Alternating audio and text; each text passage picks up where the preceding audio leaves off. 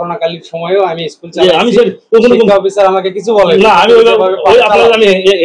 কিন্তু আমরা মনে করিনি। তার প্রতিষ্ঠান এবং এর পরিচালনা কার্যক্রম সম্পর্কে নন্দীগ্রাম উপজেলা বর্তমান ও সাবেক প্রাথমিক শিক্ষা কর্মকর্তা এই বিষয়ে অবহিত রয়েছেন। তীব্র তাপদাহে অতিষ্ঠ জনজীবন। রমজান, ঈদ উল ফিতর, পয়লা বৈশাখ সব মিলিয়ে দীর্ঘ এক মাস শিক্ষা প্রতিষ্ঠান ছুটি ঘোষণা করা হয়েছিল 20 এপ্রিল পর্যন্ত। 21 এপ্রিল শিক্ষা প্রতিষ্ঠান খোলার কথা থাকলেও তা পরবর্তীতে শিক্ষা মন্ত্রণালয়ের নির্দেশে 27 এপ্রিল পর্যন্ত ছুটি বর্ধিত করা হয়। এরপর 28 ও 29 এপ্রিল স্কুল খোলা থাকলেও তাপদাহের তীব্রতার কারণে আবারও 30 এপ্রিল ও 1 মে বন্ধ ঘোষণা করা হয়। শিশু এবং শিক্ষার্থীদের সুরক্ষার কথা মাথায় রেখে শিক্ষা প্রতিষ্ঠান বন্ধ ঘোষণা করা হলেও বগুড়ার নন্দীগ্রাম উপজেলার চৌমোহনী এলাকার আল মানার একাডেমি শিক্ষা মন্ত্রণালয়ের নির্দেশনা উপেক্ষা করে চালাচ্ছে ক্লাস পরীক্ষা। শিক্ষা প্রতিষ্ঠানটিতে নেই ন্যূনতম শিক্ষার পরিবেশ। ছোট একটি নির্মাণাধীন ভবনে গাদাগাদি করে চলছে পাঠদান।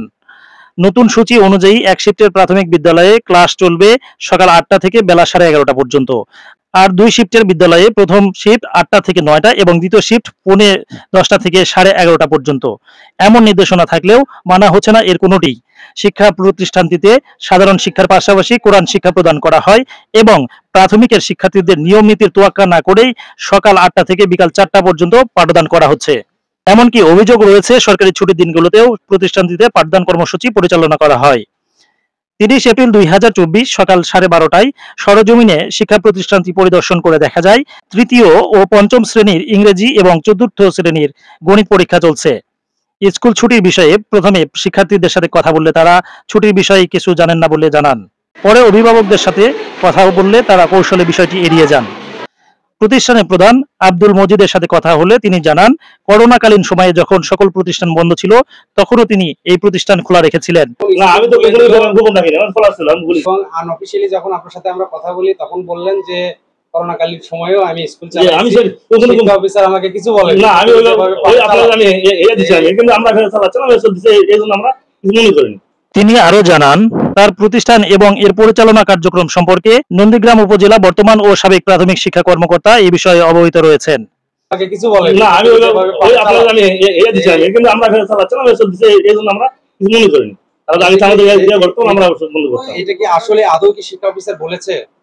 শিক্ষা তো চলে গেছে, এটা তো হাতে নাই, নতুন আসলো সেও চলে গেছে। তারা তো আমরা তো অনুমতি দেবো না। শিক্ষা অফিসার এখান থেকে চলে গেছে কিন্তু দেশেই তো আছে, আমরা তাদের সাথে যোগাযোগ করে নিতে পারবো, সমস্যা নাই।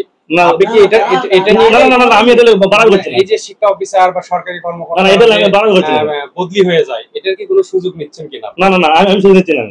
আমি শুধু আপনার কথাতে কিন্তু আনঅফিশিয়ালি যখন বললেন তখন কিন্তু যেভাবে বলছেন এখন কিন্তু আপনি ক্যামেরার সামনে কিন্তু অন্যভাবে কথা বলছেন। না, আমি তো আপনার কাছে বলছি, আমি এই ধ্যানটাই বলি, আমি আমরা এই ছুটি করেছি, আমরা আপনাকে সেটা বললাম। তারপরে এখন আমি তো বলছি, আমি তো তারপরেও আপনি বললেন যে কিছুদিন আগেও শিক্ষা অফিসার এসেছিল, এসে ভিজিট করে গেছে। শিক্ষা অফিসার ভিজিট করে যাওয়ার পরেও আপনার এই প্রতিষ্ঠান আপনি কিভাবে চালাচ্ছেন যে এত গাদাগাদি করে? না, এই ব্যাপারে কোনো সমস্যা নাই, আপনি এই ব্যাপারে আমরা জানতে পারবেন, তাহলে কোনো সমস্যা নাই।